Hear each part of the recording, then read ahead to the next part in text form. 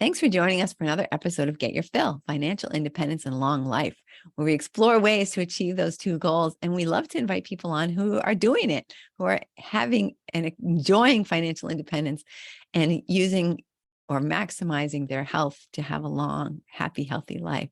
So thank you. Debbie Emick is with us today. I'm so excited that you're here. Oh, thank you so much for having me. It is definitely my pleasure. Awesome. So first of all, tell me about, because I know, well, actually, I should introduce you. That would be helpful. Sometimes I just get talking. Either way, people just want to get to the conversation anyway. Exactly. Right? Yeah. So Debbie, and am I pronouncing your last name right? Emick? Yes, that's correct. Okay, great. Debbie Emick, she's the co-creator and blogger at gobucketyourself.com. She's co-host of the One Life Live It podcast. She lives on the plains of southeastern Colorado with her husband, 2 daughters, dogs, chickens. And when she's not traveling the mountains, the beach, or Spanish-speaking countries, you'll find her there in her sunroom on her back porch, sipping hot tea. And there's lots of other aspects and facets of her life that we're going to talk about, but let's just leave that as a cliffhanger. Well, thank you. That was very nice. I'm sipping hot tea right now. So Perfect. my favorite thing. Yeah. I know it's fallish here today too, but Oh, yeah. I'm in Colorado, southeastern Colorado, and it's cooler than normal for this time of year, but it's like 83. oh, And wow. this is like our prime heat of the summertime. So Yeah, pretty warm. it's actually going to start getting hot again tomorrow. So I can't say, Okay. but the nights have been nice and cool for sleeping. So I love Oh, that. that's nice. Yeah. For So sure. Debbie, you have accomplished at a young age what a lot of people are aspiring to accomplish, which is being able to sort of design your life. So was that always your goal to just say like, hey, enough with the work thing? Yeah. So I think that my story is fairly like US typical, right? Thinking I would graduate college, get a reliable job, work hard until retirement age, cash in my pension, right? And then really begin living the life I had been waiting to live. That I had an enjoyable life, but um, around the parameters of what was expected of me at work. So I was a classroom teacher for 14 years. I began having these really significant health issues and pretty scary diagnoses. And I just started questioning that whole paradigm of like, we work hard for this many years and then we're allowed to retire because, um, and it really put things in perspective for me that that's not what I wanted. I Yeah. wanted more time, right? And so my husband and I were never like huge income earners. He was in tech engineering, and so he built up a decent income over time. But most of our marriage was a teacher's salary and then fairly low pay for someone in tech. Um, and as he got pay increases, we just never we never spent more Yeah. than we were making in the beginning, right? And so when this happened, I was fortunate enough to be able to say, though we don't have, we weren't like wealthy, but I guess that's like perspective, right? But I realized after this conversation with a coworker that I didn't need more money, I needed more time. And that was kind of like this switch that flipped in my head. Then it was like, how can I use my money? Because we had saved and we didn't have a lot of debt.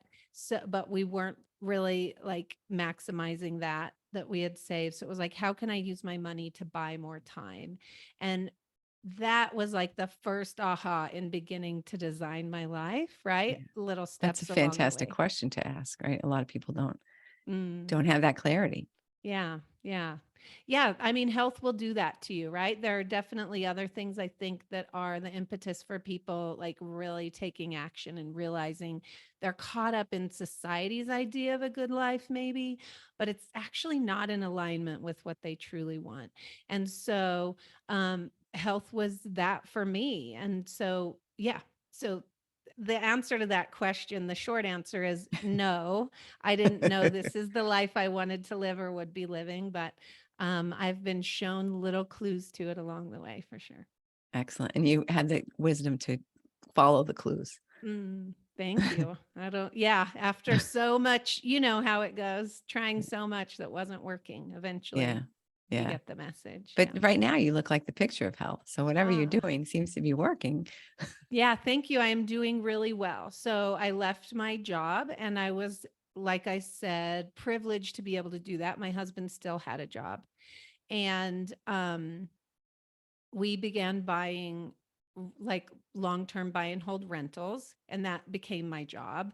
And I worked really hard at, we were buying like off market or like ugly duckling type properties in our area, just fixing them up, rehabbing them, repeating that process. And we were buying um some like turnkey properties in Memphis at the same time. So that went fairly quick for us. And the reason I left my job was to get healthy, right? So I was trying all of these things for my health as well, learning a lot of lessons along the way. And there's so many stories there, but yes, at this point in my life, I feel a lot of agency over my health and how I show up in the world every day. Yeah. And part of that is making your own life, right? And just being able to be focused on what actually feeds me, what makes me happy. Yeah, a lot of it is that. A lot of it for me, to be really clear, was like getting past all of these like outside things I could do to physically like perfect my body in hopes that it would heal or be better. I would look better, just be better, feel better. And really getting to some deeper work of some uh emotional stuff from my childhood that I had never dealt with. Um, and so I will say that leaving my job early, having the time and energy to do that, it was shocking like how low I got after I thought I had done everything I could do to get better. And there I was, but it was also amazing that I had the time and the energy to do that. And I think leaving the job created that time and energy, right? It was like part of that was just all of my time and energy went to a stressful job. And another part is I think we choose those types of things to avoid this deeper work that we have to do. Um, and so, yeah, having that time and energy and space to go, well, I did this and it didn't work. I've done this and why am I still sick and tired? Um, yeah, that that's been a very long road without like one simple answer, but yeah. But that's the journey, right? I mean, we all want to just here, take this pill, everything will be fine, don't worry, go home, sleep an hour, and you're going to feel like a new Yeah, person, right? But that's rarely the long-term journey. That might be a short-term kind of fix. exactly. Yeah, and what I've learned is that's true with financial independence too, right? It's like when we're looking for something outside ourselves to fix something inside ourselves, generally, when we get the thing or achieve the thing, we're going to feel different than we expect. It's not going to solve all of our problems, right? Right. So, I do believe that, like, yes, eating an amazing diet is great, but like when we over perfect that or over control it, or we think that's going to solve all of our problems, we're going to be disappointed. I found that many times, right? Exercising is amazing, but when we're just doing it from this outside thing, like we're going to be disappointed. If we think a car or a house of a certain type will solve all our problems, we're most likely going to be disappointed. And I think sometimes this happens with financial independence or retirement. We think if I get to this point or I get these things or I can do this, then all of my problems will be solved, right? And Yeah. it's yet again another thing that just points inward to it's a great foundation to have your own agency over your life and not have to answer to other people, like I've said, to be able to control your time and energy, but it's not the fix. Well, and I think that's the big misconception, that there's a destination, and then once you get there, you're finished. But Yeah. I mean, you just constantly want to move the goalpost, right? I mean, I look at my life today and I think, yeah, this would have been utopia for me 20 years ago. But now that you're here, you're like, okay, what's the next fun thing I'm Yeah. going to accomplish? Right. And if you can look at it that way and not think like, oh, why can't I get to the end of this road? It's just like, no, it's like, Yeah. there's an analogy that, you're going to, okay, so I'm going to go on vacation. So I'm going to go to this town, this town, this town. I'm going to visit this thing, things, see these things. And then in the end, I'm going to come home. Well, why don't I just stay home? Right. This is where we're going to end up anyway. Like, Yeah. no. Yep. Yeah, I totally agree. I like to talk about destination addiction because I think that's what we're both alluding to.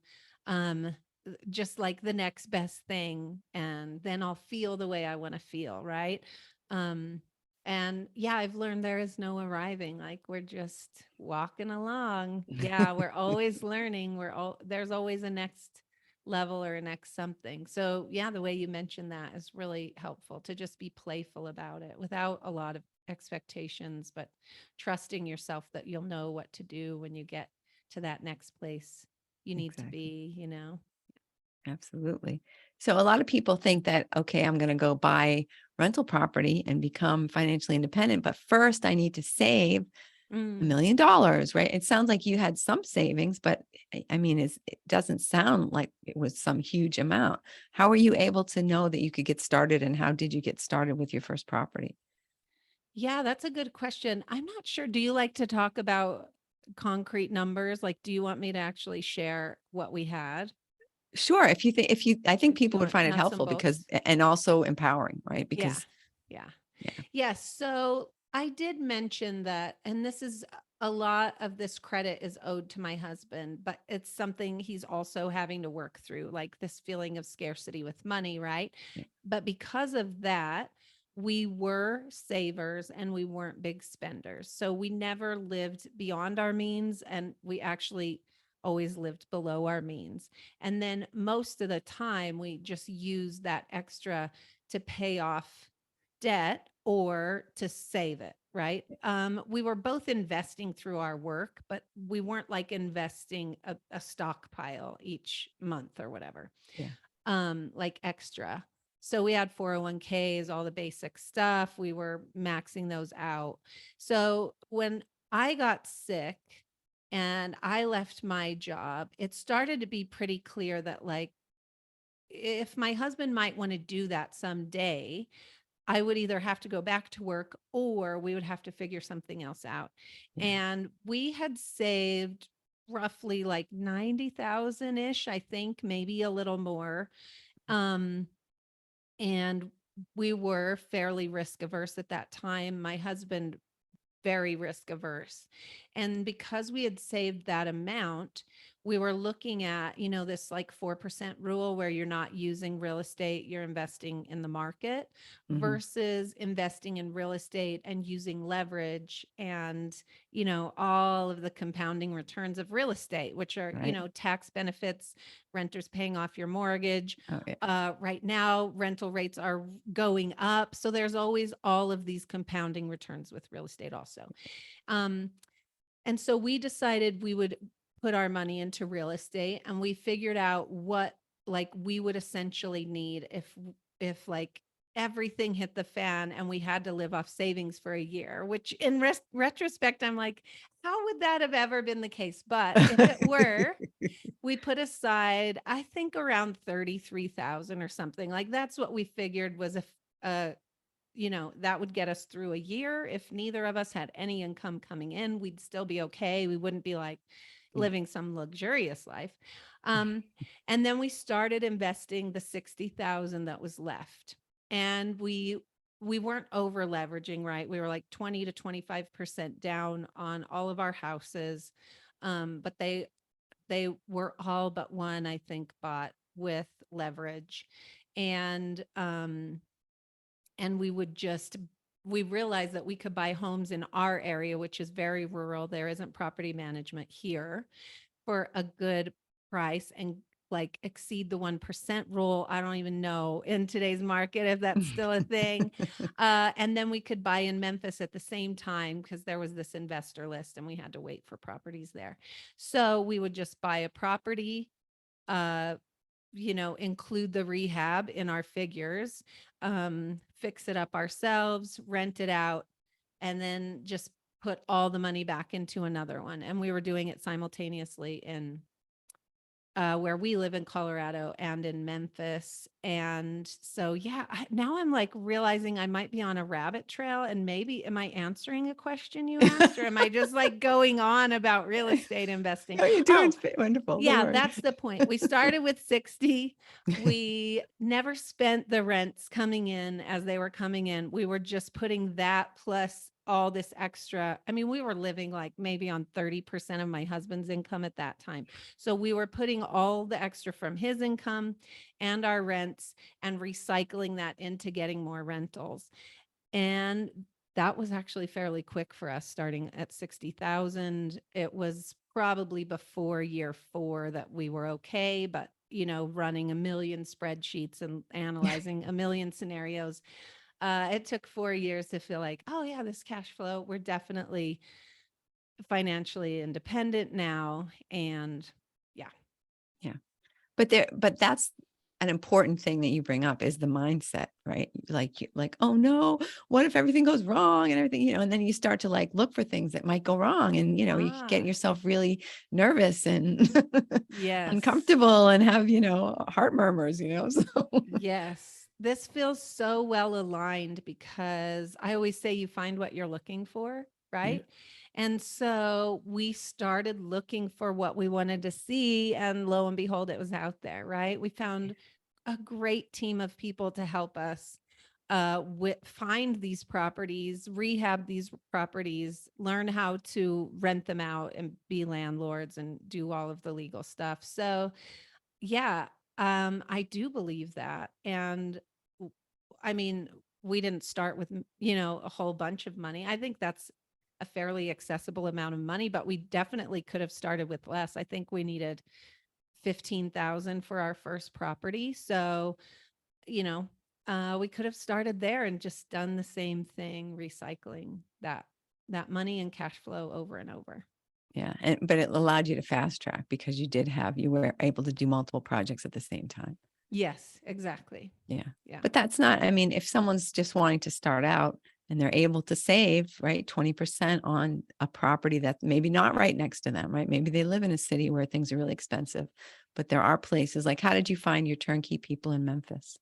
That's interesting based on what you were just leading in with, because we didn't think we could invest in our area, and we were looking for passive income, right? And it is a rural, small area, and we didn't want to have like this, full-time job.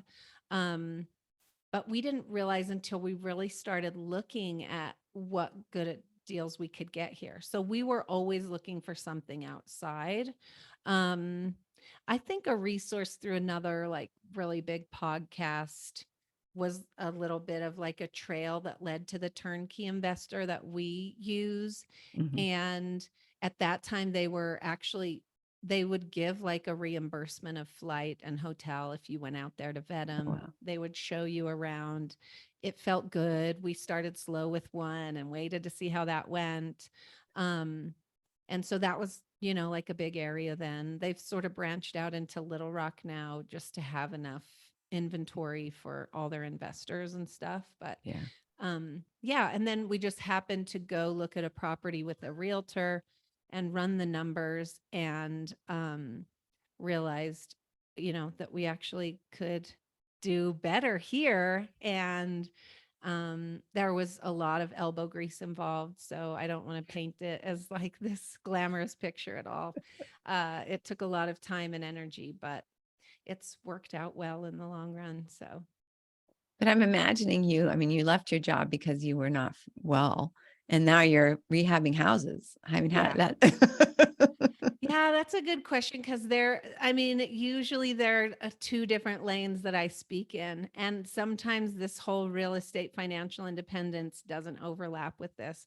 But to be really honest, I had these coping mechanisms, like I mentioned, from this like childhood that I had developed. So I was this perfectionistic people pleaser. And I really had a lot of self worth around working hard. And so if I'm painting an honest picture, a lot of that was involved in us buying properties so fast and getting them in good shape. We did have a handyman that would help us, and then my husband was helping on like weekends. We would lay flooring together and that kind of stuff. But I wouldn't say it was maybe the healthiest moment in my life that we were doing this. There was some unpacking to do and some boundaries to learn to be had about those kinds of things for sure. Yeah. And that's so valuable. But sometimes you don't know that until you get pushed to the edge of that boundary and you Yeah. say, okay, hold on. Yes. Yeah, that's a good point, especially for someone considering retirement, because what happened with me was I left a job that I felt was the source of like my stress and a big issue for my health, right? Thinking Yeah. I'll leave this and I'll feel better.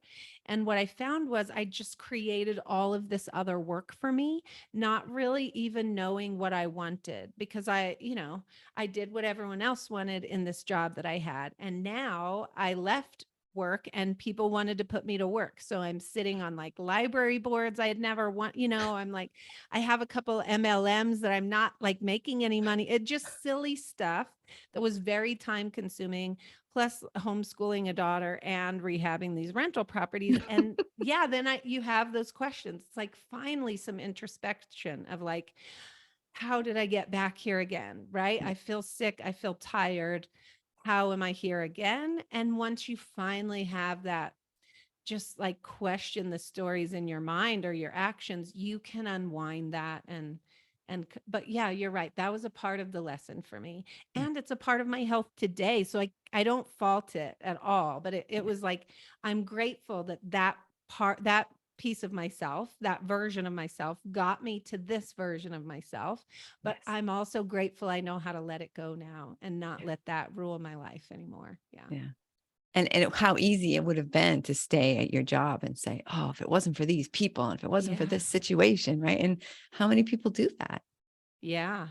And It's just, I think, I mean, some people, I think, if we're really honest with ourselves, like to have something to put the blame on and complain about, right? sure. So if I question them honestly, like, is that true? Is that really what you have to do? What are some other options? Sometimes there's not a lot like getting through there, but once we're able to really question ourselves in those stories, I mean, that's where the true growth begins. Because the truth is, everyone is choosing their life every day by the little actions they undertake and the little things they tell themselves, right? Just little moments at a time, little tiny choices. You're choosing your life. And so you can choose to design the life you want today. You may not be able to get from zero to the actual destination in one day, but you can choose by those little tiny steps, those little tiny choices, just shifting one thing at a time to build the life that you want. You don't have to have a bunch of rental properties and then you get to have the life you want, Yeah. right? I think that's the whole message. Yeah, absolutely. And that sort of segues us to where you are today, what you're doing today. And I think that's we were talking about this before we started the recording, but I even have friends in their 60s who are afraid of what it's going to mean to be retired. And I think about, the fire movement and somebody retiring at 30 years old, and what are they going to do with the next 60 years of their life? So does retirement for you now look like what you thought it was going to look like when you originally dreamt about it? Oh, that is such a good question because would have to even go back to that earlier person and obviously not. I thought I would be in well into my 60s before I retired. And so my life would have looked very different, my vision. And with those health diagnoses, to be honest, there was a time when I didn't know if I was going to be around like 3 years. And, like that's the prognosis. And Wow. so you're like, if I know I'm not going to live to 60, what would I do with my life today? That's how those dramatic changes began being made. But Wow. it Yeah. took some time. So, no. And also, it's a very full life, when my husband left his job, we knew we wanted him to have something to go towards and not just like leave a Right away. job, because I had a lot of experience with the emotional weight of what happens when you tied your self-worth up in this job and then you don't have it anymore and you're like grasping at self-worth all over the place. So we planned on starting this like passion project he has called Go Bucket Yourself. And we started a podcast and we planned this big trip. So we traveled for about a month, like long travel in Mexico, and started a podcast at the same time.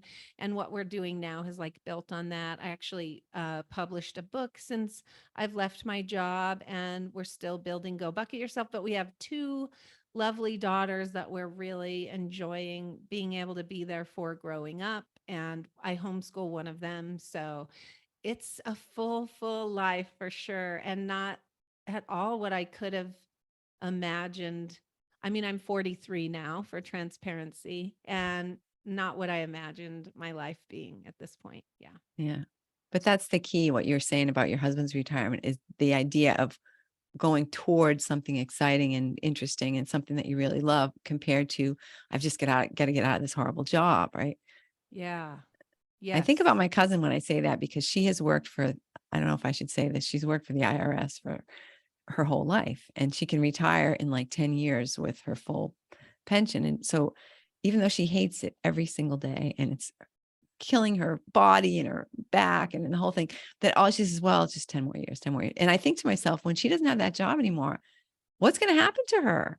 Right. She's not Mhm. walking toward anything. She's just running away from this job that she just despises. And I'm sure it's not the Yeah. IRS's fault, but I mean, that's exactly the person I want to empower. My husband's, I don't know if I should be so specific, but we have a family member that worked for the post office for, I mean, her whole working life, and felt the same way about it. It was not even a love-hate relationship with that job, the hate. And we were always like, why not leave? Why not leave? And so that's the person I think of when I create anything, is like, just start making those tiny pivots today. Just start questioning those stories you're recycling in your mind about who you are and who you have to be and who you should be and what's available to you and what isn't available to you. Like, begin questioning and making those tiny pivots now, because how long can you say 10 more years, 10 more years? Like, I know. that's a long time, right? That you could be living this empowered life that you want to live. So, Exactly. But it requires doing what you were able to do and asking yourself the hard questions, because if we accept, right, that we have control over our lives, then it's our mhm. fault that we're where we are. And a Yeah. lot of people are like, well, this can't be my fault, right? Yeah. Oh, for sure. I mean, there's still working through a lot of that for sure, but yes, there's a lot of grief involved in realizing like, oh, this misconception I had of myself and the world led me to this place. So that's like, oh, I can't believe I am this person. And then at the same time, it's like, oh, but I'm the one that gets to decide where I go from here and how I Right. get out of here. Yeah. Yeah. If you realize that is, it is a power, but it's just hard to take that, right? Because then you have to like, Yes. oh, gee, Yeah, sorry. that's why I want to be super realistic, right? I left my job in 2014 or 2015. So I've been out of work, that kind of work, W-2 Yeah. work, for a long time. And I have like a side hustle. I mentioned I wrote a book or whatever, and we're doing Go Bucket Yourself, but it's taken years and just little bits of awareness at a time to realize how much control I have over my life and begin exercising that.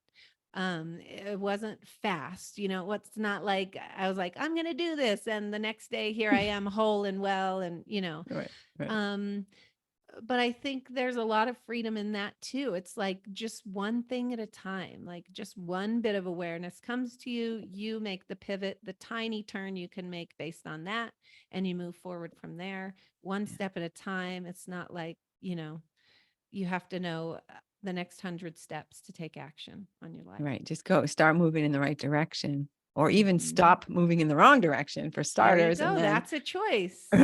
right. Yeah. And just stop moving in the wrong direction one tiny way at a time each day, and Yeah. then that will lead to, oh, this is the next thing. This is the next thing I don't want or need, or this is what I want to move towards, or whatever. Yeah. Yeah. Brian Tracy has that, like, if, knowing what you know now, is there something that is in your life today that you would not have started Ah, if you had known, right?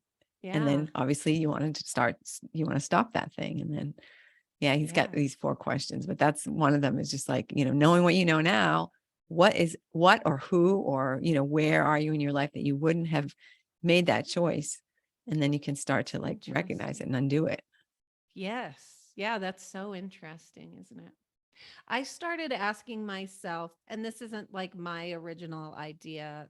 Comes from a woman named Danielle Laporte, but I started asking myself how I wanted to feel rather than what I wanted to acquire or achieve or Yeah.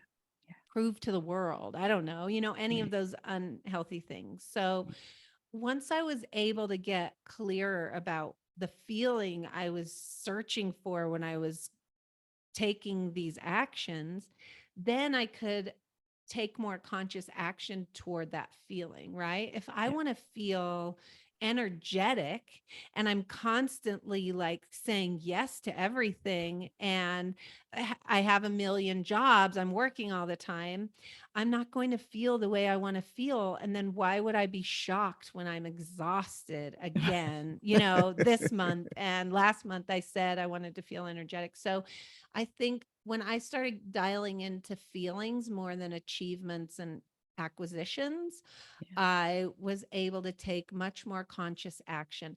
And it doesn't mean I don't still want to do things and achieve things and Of course. buy things, or whatever it is, but I can make those choices from a much more informed perspective. And then it's almost like an experiment, like you were saying, like, oh, I did this thing and it didn't make me feel the way I wanted to feel. How might I have changed that? What could I do differently Yeah. to feel the way I want to feel? Yeah, definitely. And that's a lot easier to get, I think, to get your brain around, and you to get excited about, like, than some, number or something that you just kind of pulled out of the sky. Like, yes, when I have $5 million, I'm going to be happy. Like, who wants Yeah. to wait that long? Right. Yes. I want to feel free, right? I think that's why we want to have a stable financial Right. foundation under us. Yeah. So what's one thing I can do today that will allow me to feel free? Yeah. Uh, and then eventually, before you know it, you might be farther than you ever thought you would be. Absolutely. So tell us about Go Bucket Yourself. Yeah, so I kind of alluded to this, but everything we do at Go Bucket Yourself is to empower people to begin living the life they want to live today and not putting it off for someday, right? I mean, the obvious answer after this whole conversation, I hope.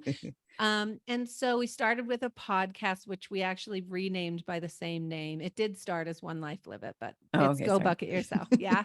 And we talk to people that we are learning from, things we're excited about, very empowered people, some of them financially independent, some of them have nothing to do with financial independence, just life design stuff. Yeah. Um, and we're beginning to design events. So we're partnering with some other organizations, some groups to design some events that will help people with lifestyle design, with self empowerment, with really becoming clear and conscious about their own desires, goals in life. So that's kind of the next frontier for Go Bucket Yourself. Is that so? We're working to that. Excellent. Yeah. And that's what happens, right? You have this goal to achieve these things, and then you achieve them. You're like, I could probably help other people to do this. That would be rewarding. Yes. Yeah. We just spoke at Camp Fi this summer. I don't know if you're familiar with that. Mm-mm. Yeah. So there's a lovely human in the financial independence space named Stephen Bauer, and he created these little camps called Camp Fi all around the country. I think he has 8 or 9 a year, and there should be one fairly close to you if you're interested in going. Cool. So anyway, we spoke there and we spoke just about that, like the hero's journey and the flow through the hero's journey, and how, like in the hero's journey, we think, we like come home with this thing, like we conquered the demons, we slayed the dragon, we went to the innermost cave, but actually the ending might be learning to be a guide for someone else on their journey. And so, Definitely. yeah, Yeah. in many ways, we're still that like hero, like trying to get into those deep, dark caves and needing guides along the way. And in some ways, we're trying to also guide other people. So, Yeah, which is perfect, right? What is that? See one, do one, teach one. Is that the right oh, phrase? Yeah, I think that's the way it goes. And so yeah. you watch someone else do it, and then you do it yourself, and then you help someone else do it. So Oh, yeah. In teaching, we called that I do, we do, you do. So, yeah, same thing. yeah, But same that's concept. good. Yeah. Yeah. I like that. Cool. So what advice would you have for people who are today maybe where you are, maybe with their health is not where they would like it to be, or just their life is not where they would like it to be? I mean, is there anything you could just tell people as soon as this podcast ends, go do this?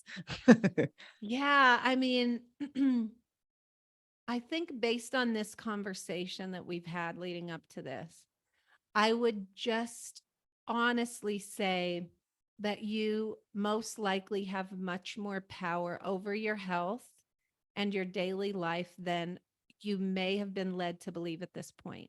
If you really are struggling with health, I mean, most likely you have doctors telling you what your life is going to be and what's you're capable of and not, right? And so I think for me, what is super helpful is questioning everything, right? So that's tip one, like question your own stories in your mind, question the stories you've been told by experts or family members or friends or people that aren't even friends that we think they don't even know us, and they have an opinion over our lives. So question everything, right? And I think from those questions, we start to get some clarity about what is true and how we actually want to move forward.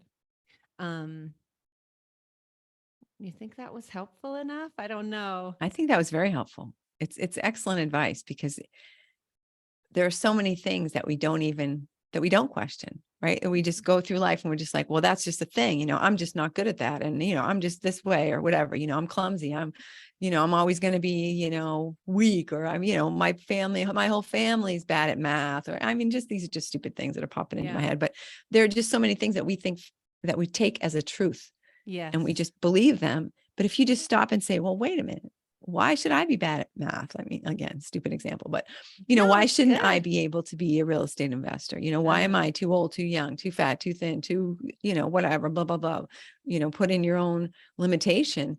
If you just take that out and drag it into the sunshine and look at it again and say, Yeah. well, wait a minute, is this Yeah. really true? Exactly. So Byron Katie, I don't know if you're familiar with her work, and then by extension, Martha Beck, uh, just have a few questions where I think Byron Katie calls them the 4 questions, but I like Martha Beck. It's just so simple and it's exactly what you said. So you hear the story, you notice the story, right? That's what we have ultimate control over, is just the noticing, like becoming aware. And then you ask yourself, is it true? And if you get a yes, which you may, you just check again, is it really true, right? And if it's not true, then what? So, like, the noticing is the awareness. Yeah. And then with the awareness, we can begin to rewrite from a conscious place. If that's not true, even if it's true, but I don't want it to be true. Like, I'm not good at math. Fine. That's true. But I don't accept that truth. There's ways I can change that story, right? So Yeah. it's just that we only have control over our own noticing and then rewriting the story from there. I think Yeah. that applies for, I think, anything, finances, health, all the stuff together. Absolutely. So, our time is slipping away. I have loved talking to you, Debbie. What do you wish I would have asked you that we just didn't touch on? Oh my goodness. I don't. I'm just so grateful for this conversation. I can't Me think of too. anything, but I want to answer that question to not leave it like hanging. Um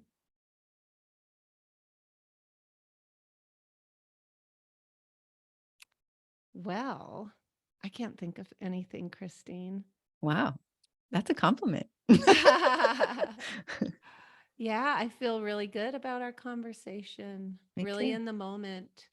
Um I think we alluded to mindfulness, and I would just say that, like, the key to my health and my own consciousness and awareness, the ultimate key was like realizing this connection between my mind and my body and these stories I grew up with and told myself.